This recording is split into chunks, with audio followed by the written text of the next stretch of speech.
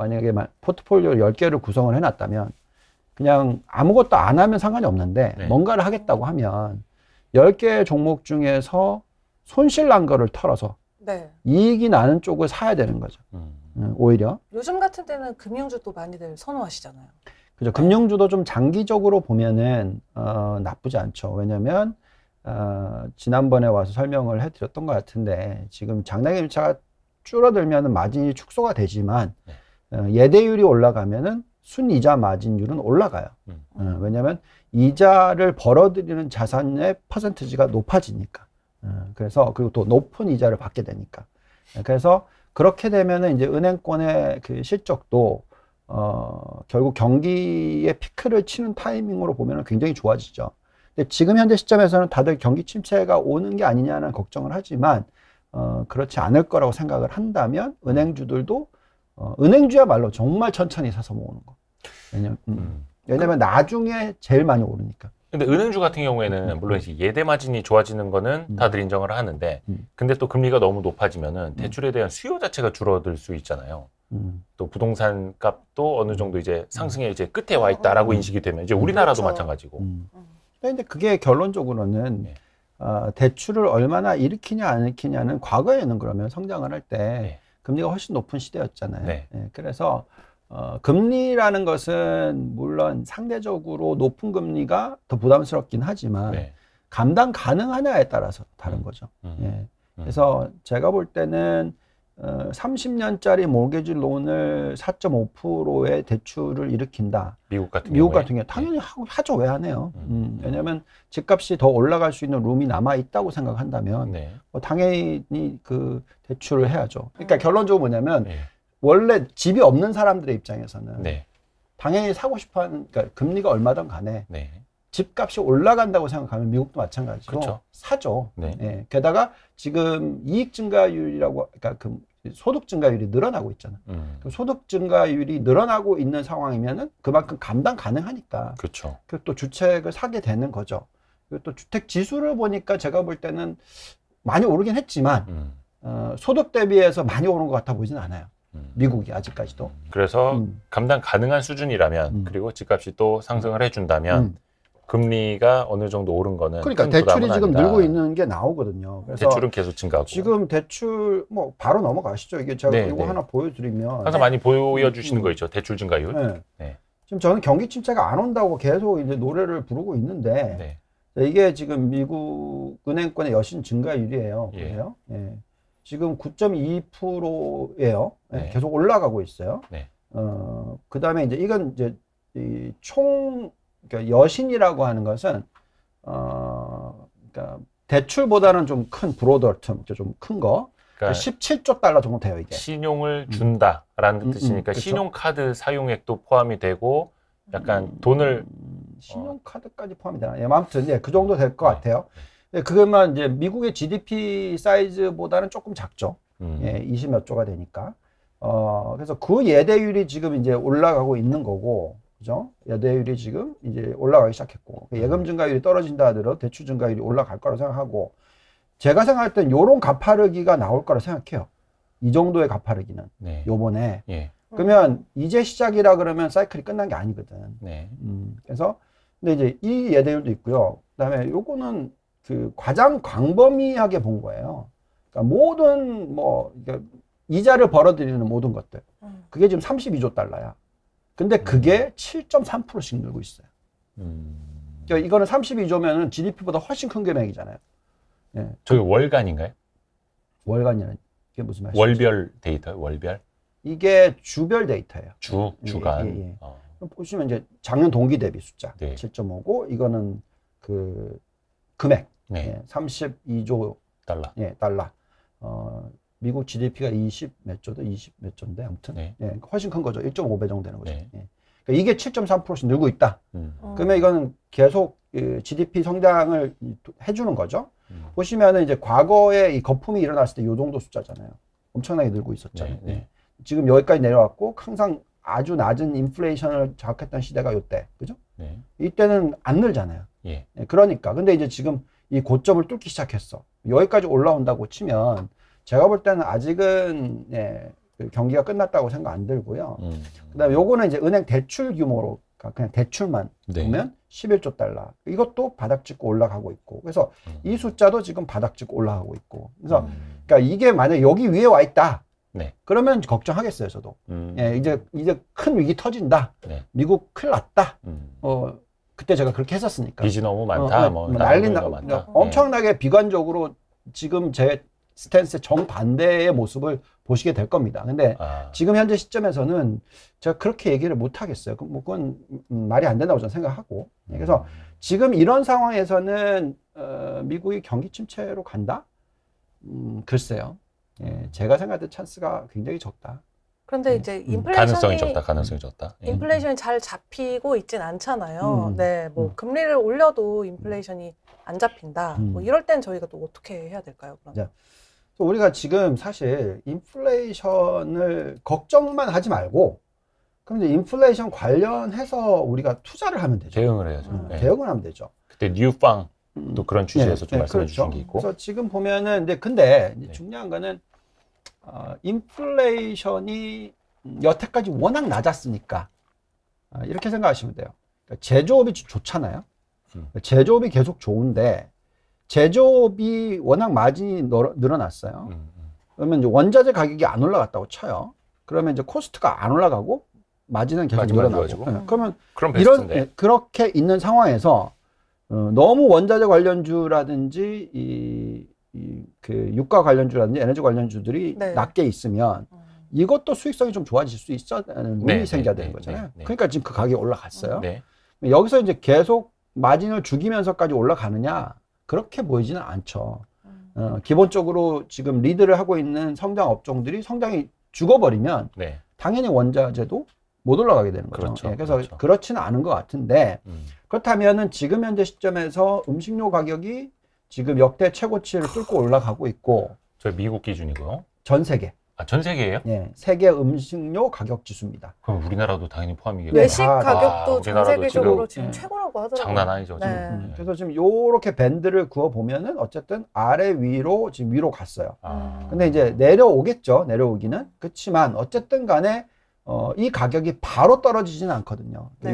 요 시나리오가 나오거나 요 시나리오가 나온다 그러면 이 정도의 이 음식료 가격을 어떻게 보면 이제 가격 전가를 할 수 있는 기업들이 있으면 그렇죠.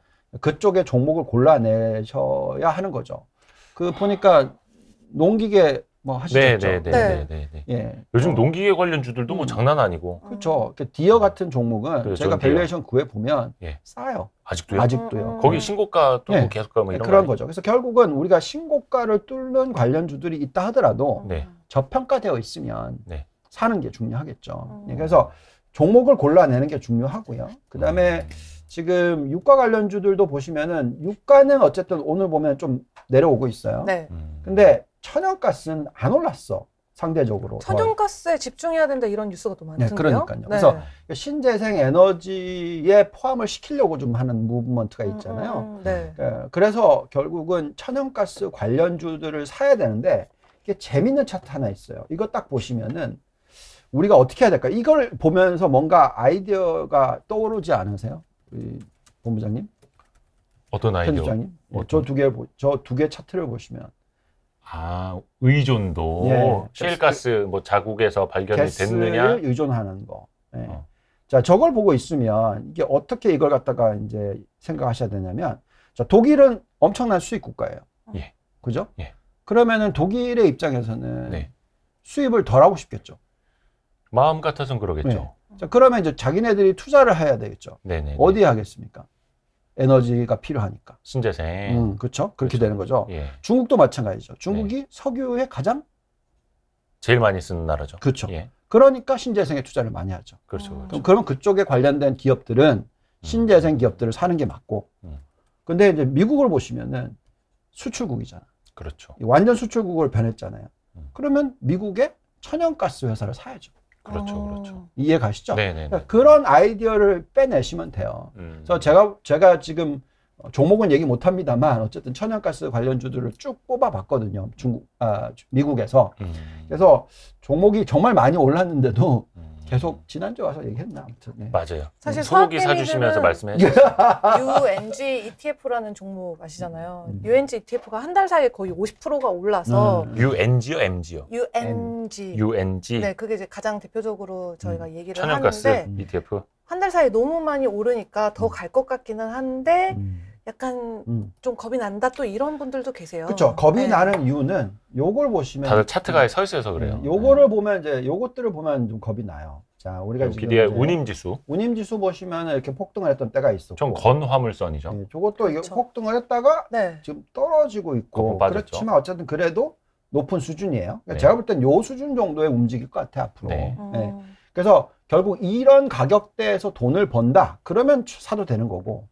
네, 더 떨어진다. 그랬을 때 좀 걱정이 되는데 여기 보시면은 지금 이 성장에 대해서 정말 기대치가 이렇게까지 낮아졌어요. 이제 글로벌 그로스 옵티미즘이라고 해서 네. 성장에 대한 기대치가 지금 역대 최저로 떨어졌잖아요. 네. 그러면 성장에 대한 기대치가 떨어지면 원자재 수요가 좋을 수가 없겠죠. 그렇죠. 네. 그러니까 수요의 부분에 있어서는 지금은 앞으로 안 좋아질 것만 생각할 수도 있는 거잖아요. 네. 그래서 원자재를 갖다 다 투자하는 건 안 된다. 그렇지만 일정 부분 경쟁력이 있고 국가별로 이거 보면서 판단을 하시면 되는데 요 차트 요즘 많이 보실 거예요. 이게 이제 중국의 수입 증가율입니다. 네. 예, 오렌지 선이에요. 네. 그리고 원자재 가격의 YOY 성장률 추이예요. 네. 보시면은 중국의 수입이 많아지면 원자재 가격이 뛴다. 네. 당연히 그쪽이 줄을 아무래도 중간재를 만들고. 만드니까. 근데 보시면 지금 현재는 완전히 벌어졌어. 그러네요. 예, 뭔가 잘못된 거거든요. 이거. 저 일시적이겠죠. 오렌지색이 중국의 수입이니 중국의 수입이 줄었다. 그러면 원자재 가격도 떨어질 수 있다. 떨어지거나 네. 아니면 이 수익은 보면 이제 이렇게 변동성이 심하니까 네. 이게 일시적이고 튀거나. 예. 근데 어쨌든 튄다 하더라도 요건 떨어져야지. 그래서 제가 볼 때는 이 중간에 수렴을 할 거예요. 이게 지금 과하게 이게 셧다운이 일어나니까 네. 락다운이 일어나니까 이렇게 빠진 거고 네. 원자재 가격은 오히려 이게 이렇게 되니까 오히려 튀었는데 이게 전쟁 때문에 그렇겠죠. 네, 그래서 둘 다가 지금 비정상적인 현상이다. 그러면 이제 중간으로 수렴을 한다. 그러면 이제 이 가격으로 보면 결국 원자재 가격이 요걸로 봤었을 때는 이 수준보단 지금 밑이에요. 그렇지만 요 정도 수준에서 이익을 벌어들이는 기업이 있다면 우리는 사야 된다라는 거고 네. 그런 기업들의 리스트가 이렇게 돼 있는 거죠. 원자재 관련주 매력도. 요거는 저기를 돌리신 거죠? 예. 그 무슨 모델이라 그러죠? 잔존가치 모델. 잔존가치 모델. 리지조 인컴 모델이라고. 네. 예상하로 DCF 모델의 약간 좀 익스펜드된 모델입니다. 몰겐 스탠리에서 만든 모델이에요. 와, 저 한 문장 말씀하셨는데 영어가 몇 단어가 나온 거죠? 아, 왜 그래? 또. 아무튼 예. 네. DCF 모델의 예.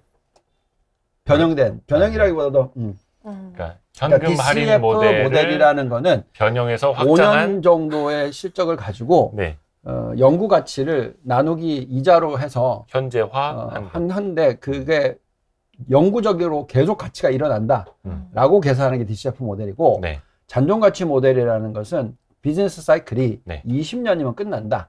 그래서 ROE가 이 코스트 캡, 그러니까 그 자본 비용 대비해서 초과 이익을 창출하는 기간이 20년이면 끝난다. 그래서 0으로 수렴한다라고 계산하는 게 잔존가치 모델이에요. 그러니까 훨씬 더 가격이 좀 낮은 거죠. 오히려. 그 표를 좀 더 보여주세요. 저 종목 생각나요. 대번 에너지 같은 경우는 사실 예전부터 말씀을 하셨을 때 뭐 더 유명하고 큰 관련 종목들이 있는데 왜 얘를 이렇게 말씀을 하셨냐라는 사람들의 의견이 있었는데 유가가 이제 어느 정도만 이렇게 미친 듯이 올라가지 않고 어느 정도만 유지를 해도 매출이 이렇게 나오는 구조다라고 그렇죠. 설명을 해주셨던 기억이 나거든요. 네. 그 반문 하나만 해볼게요. 연관돼서. 그러면 예를 들어서 원유 가격이 또 뭐 $100 뭐 $110 다시 좀 가기는 했지만 다시 또 조정받을 수도 있는 거고 원자재 가격들이 만약에 조정을 받는다 하더라도 저들 기업들은 긍정적으로 볼 수 있는 이유나 뭐 그 좀 설명을 좀 더 해주세요. 그러니까 그 기본적으로 이 회사들이 경쟁력을 가지고 있다 하면 그러니까 무슨 얘기냐면 유가가 셰일가스 회사 옛날에 막 망가지려고 했었을 때 $40 미만으로 유가가 떨어지면 적자야. 맞아요. 그러니까 브레이크 이븐이 안 나오는 거죠. 네. 그래서 이제 돈을 못 버는 거죠. 그 과정에서 이제 많은 기업들이 M&A가 일어났을 거 아니에요, 미국이. 그러면서 이제 훨씬 더 규모의 경제를 만들어내는 기업들이 만들어졌죠. 그래서 이 비용, 그러니까 조달의 비용이 많이 낮아진 기업들이 있는 거죠. 그래서 여기에 나와 있는 기업들은 대부분 다 아무리 가격이 제법 많이 하락한다 하더라도 네. 어느 정도 수준만 되면 유가가 $80 이상이다. 네. 그러면 굉장히 높은 자기 자본 이익률을 벌어들이는 회사인 거죠. 어느 정도 조정을 받더라도 원자재 가격이. 네. 근데 저기 워런 버핏 삼촌이 사신 옥시덴탈이는 네. 없네요. 걔는 너무 비싸졌지. 너무 이제 비싸죠. 밸류에이션이. 그러니까 이런 거예요. 우리가 이제 저희가 모델링을 쓸 때는 네. 아까 말씀드렸듯이 DCF 모델을 쓰거나 잠정가치 모델, 그러니까 리주 인컴 모델을 쓰거나 둘 중에 하나를 쓰는데 보통 리주 인컴 모델을 쓰는 이유는 아까도 말씀드렸지만 그냥 시장에서 사고 팔 때 그 어떤 내가 이 회사를 갖고 있는 그러니까 대주주가 아닌 이상 네. 프리미엄을 안 줄 거 아니에요. 네네네. 네. 근데 이제 DCF 모델은 대부분 보통 연구 가치를 갖다가 엄청나게 크게 보잖아요. 네. 그러니까 내가 오너라는 입장에서의 가격이에요. 그래서 지금 그 옥시덴탈 페트롤리움을 보면은 지금 M&A가 들어가 있단 말이죠. 그래서 그 M&A 가격이 들어가 있으니까 엄청나게 비싼 거죠. 근데 그 M&A가 아니고 그냥 마켓 밸류다라고 계산하면 지금 가격 대비해서 거의 한 30-40% 빠져야 돼. 적정 가치가. 그래서 그 결론적으로는 우리가 모든 주식은 싼 주식을 사야 된다고 얘기를 하죠. 아마 워런 버핏한테 물어보면 다른 분들이 이 주식 사야 되겠어요? 안 사야 되겠어요? 그러면 사야 된다고 얘기하면 그건 사기야. 제가 볼 때는. 너무 비싸니까 이제 밸류에이션 상으로. 네. 그래서 제가 볼 때는 결론적으로는 모든 기업들은 적정한 가치가 있으니까 지금 저는 뭐 그 옥시덴탈 페트롤리움을 사라고 얘기는 못 하겠어요. 너무 비싸 보여요. 그러니까 어떤 그냥 이슈로 보는 게 아니라 진짜 그 밸류에이션을 하면서 봐야 된다라는 이야기로 이해를 하면 될 것 같습니다. 그 하나 더 질문이 있어요. 네. 이제 일본에 엔저가 거의 20년 만에 왔잖아요. 저도 잠깐 일본에 있을 때 1,800원이었거든요. 그래서 지금 얼마죠? 지금은 그게 1,000원 밑으로 900 얼마대인데 100원당 1,800원인데 지금은 한 970, 80원? 맞아요. 도망났네요. 이제 아무래도 그렇다 보니까 달러는 올라가고 얘는 이제 반대로 떨어지면서 옛날에 이제 엔저 때 워런 버핏이 투자를 했던 종목들 그리고 지금은 또 뭐가 좋을지 이런 것들에 대한 또 서학개미들의 관심이 좀 있거든요. 네. 네. 그냥 일본에 관심을 끄시죠.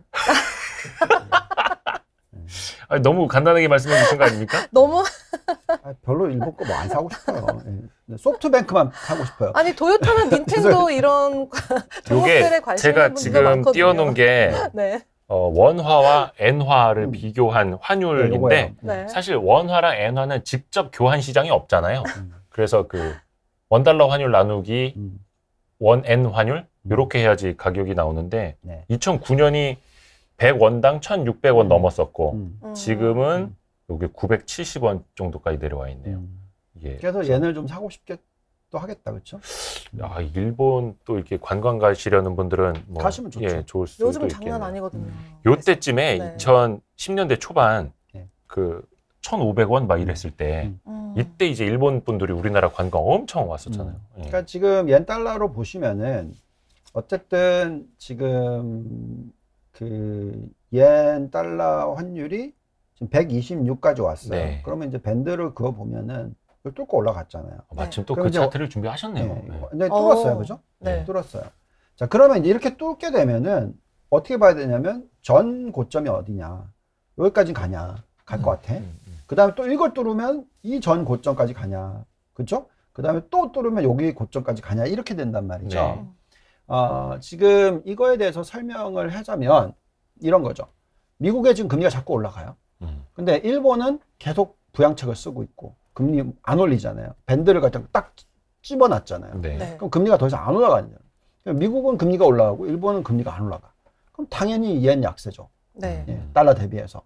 근데 이제 어느 시점에서는 안전자산이 아니다라고 생각할 수는 없어요. 왜냐하면 더 이상 미국의 금리가 안 올라가기 시작하면 네. 이미 이제 그때는 피크를 친 거죠. 그러면서 다시 또 절상이 되는 모습이 나올 수가 있어요. 그러니까 달러가 약세로 돌아서고 엔화가 강세로 돌아서는. 그렇죠. 예, 그래서 그런 시기가 있는데 어쨌든 지금은 어쨌든 달러가 그러니까 엔화가 달러 대비해서 약세 추세. 네. 이게 깨진 게 아니고 계속 이 추세다. 자, 그러면 이런 상황에서 어떻게 우리가 생각해야 될까요? 투자하기가 불편하죠. 네. 왜냐하면 아무리 수출주가 좋다. 그러니까 엔이 약세가 됐으니까 토요타든지 뭐 이런 대표적인 우리나라가 마찬가지로 대표적인 수출주들을 살 수도 있겠죠. 네. 예, 그러면서 증시가 원래 옛날에 보면 일본 증시는 엔 약세, 증시 상승.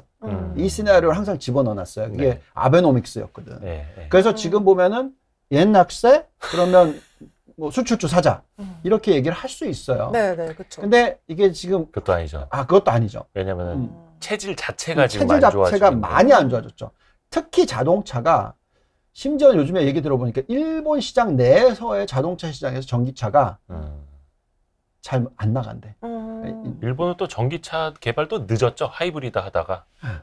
그러면 타이거 일본 N 선물 이런 거 투자하시는 분들은 그러니까 옌 약세에 베팅을 할 수도 있겠죠. 근데 제가 항상 얘기하지만 네. N 선물도 N 뭐 리버스로 가든지 이렇게 네, 해야죠. 근데 항상 얘기하지만 환율은 건드리지 마세요. 어우, 왜? 환율은 예, 그거 그 원자재 투자 중에서 고수 중에서도 초고수가 하는 게 환 투자라고. 환투기는요. 예, 환은 무조건 다 투기예요. 그렇죠.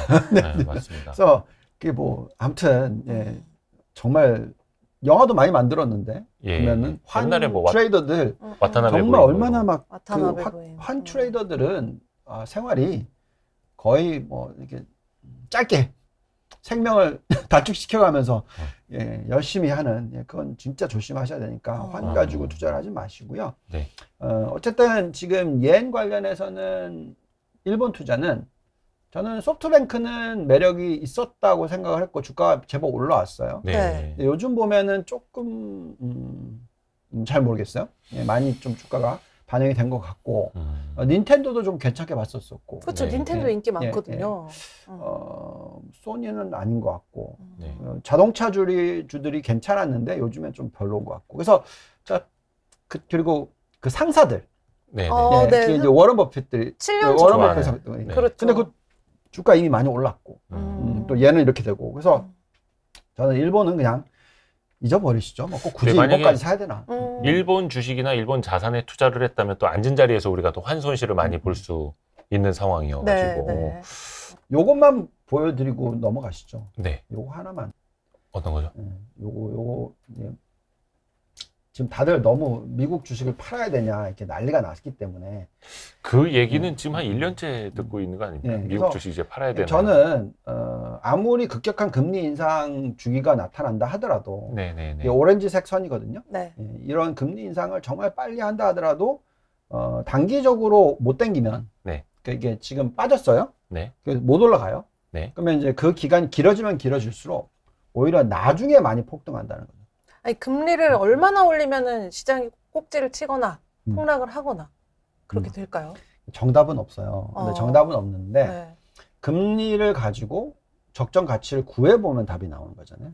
그래서 제가 볼 때는 아직까지 지금 현재의 미국의 펀더멘탈로 계산하면 금리가 3% 올라도 매력이 있어 여전히. 그래요? 네, 그래서 3%에 간다 하더라도 매력이 있고요. 그래서 과거에 금리를 3% 정도 올렸었을 때의 움직임 중에서 네. 요럴 때하고 비교를 해보면 이때가 80년대부터 90년대인데 여기서 여기까지 3% 올렸어요. 떨어뜨리고 또 다시 3% 올렸어요. 또 떨어뜨리고 그러니까 결국 굉장히 긴 기간에 경기가 좋았고 경기 침체가 거의 한 8년 9년 만에 와요. 그죠? 근데 이때 시장 보시면은 이렇게 올라가잖아요. 중간 조정이 있지만 금리를 올리는 구간에 다 더더욱이 미 연준이 얘기하고 있는 요때 94년 이때는 3% 올려요. 떨어뜨려요. 또 2% 올려요. 그리고 끝나요. 근데 보시면 이때 시장이 어떻게 됐어요? 이렇게 됐죠. 오르고 빠지고 오르고 빠지고 폭등. 이게 이제 S&P고 나스닥은 오르고 빠지고 오르고 빠지고 폭등. 네. 예, 이런 시나리오도 나올 수 있으니까 정답은 없다고 생각해요. 그쵸, 근데 지금 없고. 현재 가장 중요하게 생각해야 되는 건 경기 침체가 오냐 안 오냐. 네. 금리를 얼마나 올렸을 때 오냐. 근데 제가 볼 땐 3%까지 올려도 안 온다. 한 5%까지 땡기면 오를까? 뭐 저는 걱정은 해요. 근데 제가 볼 때 미 연준이 그렇게 안 할 것 같고 금리를 그렇게 올려서 경기를 침체로 빠뜨린다라는 거는 이제 연준이 운전을 잘못했다라는 뜻이 또 되는 거고. 그래도 변동성 장세는 뭐 이어지겠죠. 당분간은 있을 수 네, 있죠. 네. 그렇지만 어느 순간에 금리는 이제 이미 다 알고 있는 내용이고 근데도 경기가 괜찮고 그런데도 실적이 계속 좋게 나온다. 그럼 시장 또 땡기는 거죠. 그래서 저는 지금 너무 비관적으로 시장을 들여다보지 않았으면 좋겠어요. 근데 점점 더 제가 이제 소수의 의견인 건 아시죠? 이미 이제 소수를 넘어서 극소수가 되고 있습니다. 예.